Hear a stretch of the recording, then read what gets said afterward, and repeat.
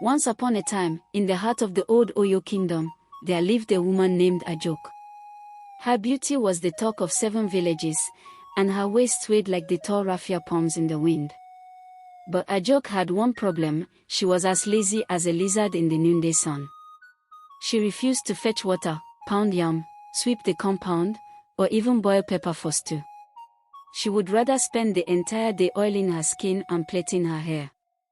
Her husband, Akin, a humble farmer, tried all he could. "Ajoke, please help with the cooking today," he would beg after a long day on the farm. "Am I your slave?" she would snap, stretching out on her mat like a princess waiting for her mates.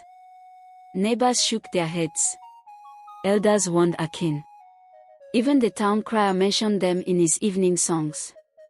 But Akin loved his wife and bore it all. Until one day, Akin heard of a mysterious forest spirit who lived at the edge of the village, Aya Arogbo, an ancient woman with powers that could humble the proud and correct the lazy. So he paid her a visit.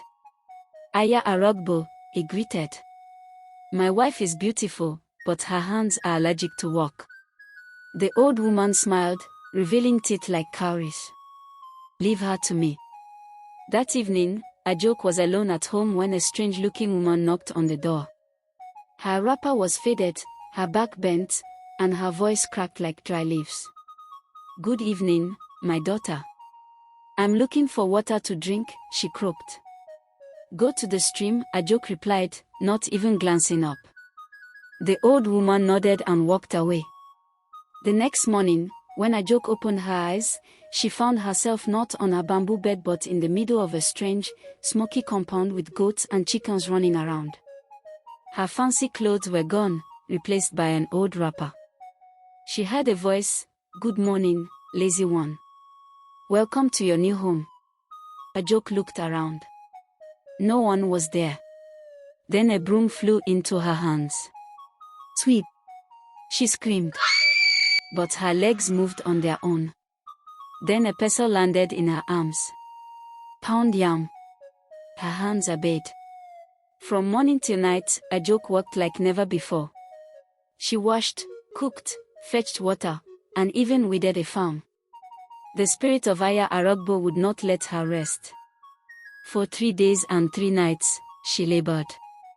On the 4th morning, she woke up on her own bamboo bed again. The house was neat.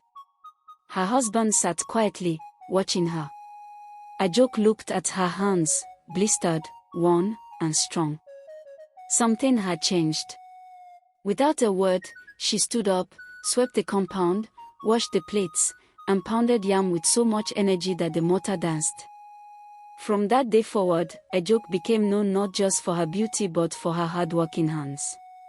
The women in the village began asking her for tips, and she would smile and say, "Every hand must learn to walk, or one day it will be taught by force." And that, my children, is how Ajoke met her match.